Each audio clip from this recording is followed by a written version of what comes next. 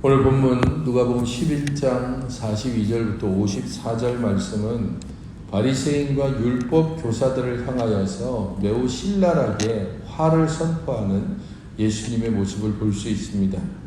이것은 마태복음 23장에서 바리새인과 서기관들에게 화를 선포하신 것과 유사한 내용을 담고 있습니다.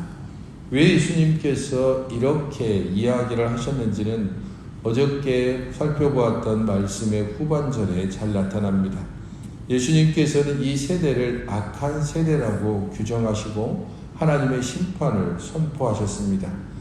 그런 중에 예수님을 점심 식사에 초대한 바리새인이 예수님께서 손을 씻지 않는 것을 이상히 여겼다라고 말을 하고 있습니다.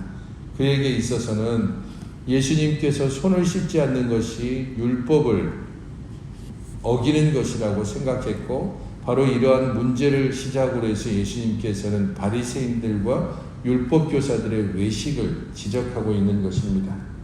악한 이 세대에 대한 심판 선언이 자신들과는 상관이 없다라고 생각하고 있는, 자신들은 율법을 잘 지켰고 자신들은 의인이라고 생각하고 있고 자신들만이 말씀의 수호자라고 생각하는 그들을 향하여서 너희들이 지금 거짓을 따르고 거짓에 속고 있고 거짓을 가르치고 있고 그 거짓에 인도함을 받고 있는 그런 자들이라고 말을 하고 있는 것입니다.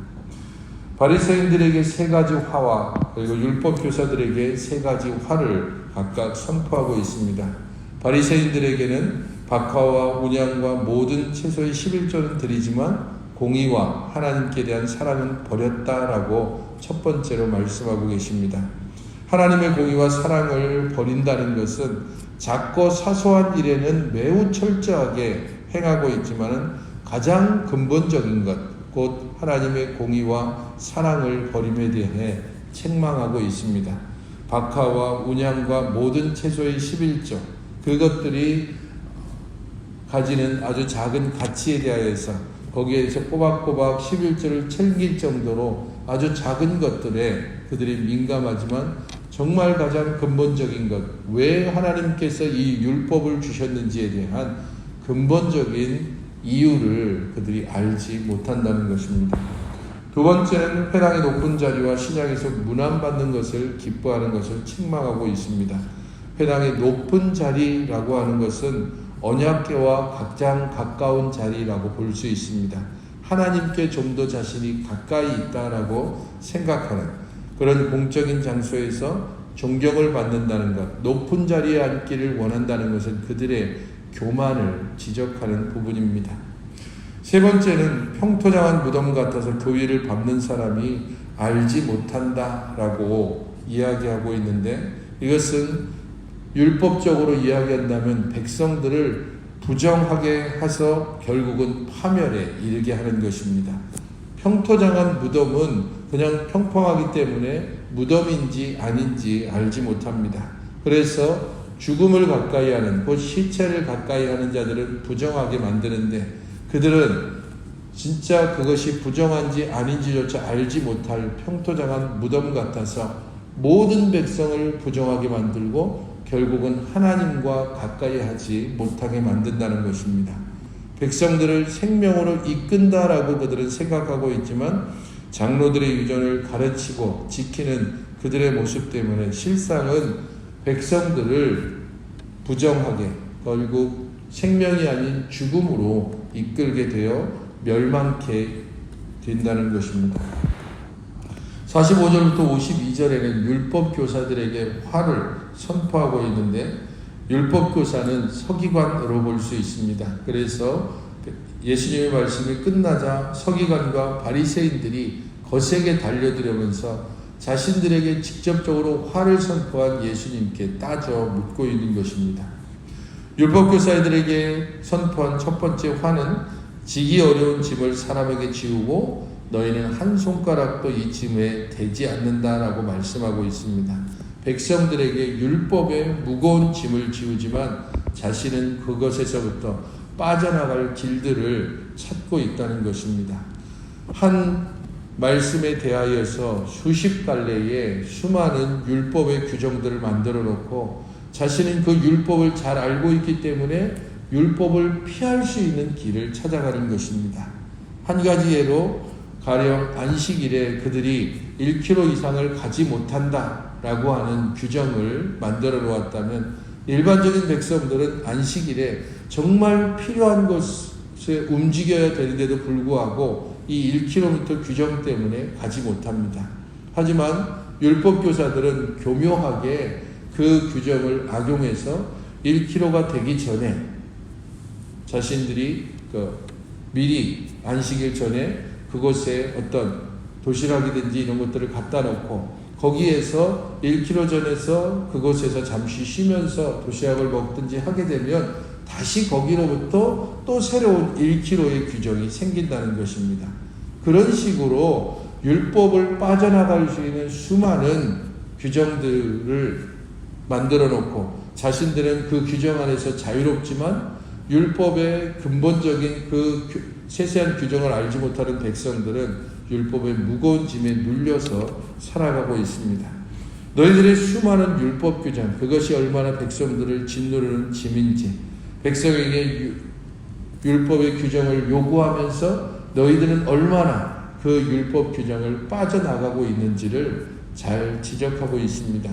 또한 두 번째는 그들은 죽이고 너희들은 선지자의 무덤을 만들어 조상이 행한 일의 증인이다라고 말씀하고 있습니다. 우리는 조상들과 다릅니다. 조상들이 선지자를 핍박했지만 우리들은 선지자를 핍박하지 않습니다 라고 이야기하지만 너희들은 지금 조상과 같은 길을 걷고 있다는 겁니다. 예수님 당시에 이 세대들이 선지자를 존경한다 라고 이야기하고 있지만 실제적으로는 선지자들의 모든 말을 배척하는 것과 같습니다. 예수님의 말씀을 배척하는 것이 바로 그 이유이고 조상들이 선지자를 배척한 것과 동일하게 지금 그들이 행하고 있는 것입니다. 창세부터 지금까지 선지자들이 피를 흘려왔는데 그 모든 피가 하나님의 공의로운 심판을 요구하고 있습니다. 그 심판을 예수님께서 이 땅에 오시고 그리고 예수님께서 하나님의 나라가 가까웠다라고 하심으로써 마지막 때에 대한 분명한 선포를 하셨습니다. 그 모든 것을 결국은 말씀을 배척했던 이 세대들이 감당하게 될 것임을 예수님께서는 경고하고 계시는 것입니다. 세 번째 화는 지식의 열쇠를 가져가서 너희도 들어가지 않고 들어가고자 하는 자도 막는다라고 세 번째 화의 이유를 설명하고 있습니다. 지식의 열쇠를 가져갔기 때문에 사람들로 하여금 더 이상 지식에 접근하지 못하도록 했습니다. 하나님께 가까이 나아갈 수 있는 길을 자신들이 독점하고 있다고 생각했습니다. 그래서 백성들로 하여금 자신들을 통하지 않고는 하나님께 가까이 갈 수 없다라는 겁니다. 이것은 명백하게 예수님이 양의 문이라고 하시는 것과 대조되고 또한 그들이 지금 자신들을 통해서만 하나님께 나아갈 수 있다라고 하는 것은 예수님께 대한 명백한 거절과 반대의 모습을 보여주는 것과 같습니다. 그들은 스스로가 가지고 있는 지식의 열쇠, 그 거짓된 지식의 열쇠에 속아서 자신들도 가지 않고 백성들조차 막는 어리석은 일들을 지속하고 있는 것입니다. 예수님께서는 바로 이러한 것들을 지적하시면서 그들의 외식뿐 아니라 그들의 잘못된 행위와 결국은 그들이 갈 길에 대하여서 이 화의 선포를 통해 가르쳐주고 있습니다. 잘못된 외식과 헛된 지식들이 얼마나 무서운지를 잘 알고 우리들이 진정으로 진리 가운데 하나님의 말씀을 아는 일에 더욱더 열심을 가져야 하는 이유가 바로 여기에 있습니다. 주께서 우리에게 말씀하신 바 진리의 말씀이 우리 가운데 있음을 알고 그 진리의 말씀 안에서 세상의 지식이 아니라 주의 말씀과 명령에 순종하는 참된 제자의 길을 걸어가야 할 것입니다. 오늘 본문을 생각하면서 함께 기도하실 때에 사소하고 비본질적인 비본질적인 것에 마음을 빼앗기지 않고 오직 참 진리에 대한 열정을 갖게 해달라고 기도하시고, 외식과 허망함을 버리고 오직 하나님의 부르심을 따라서 참 소망의 길을 걸어갈 수 있게 해달라고 기도하시기 바랍니다.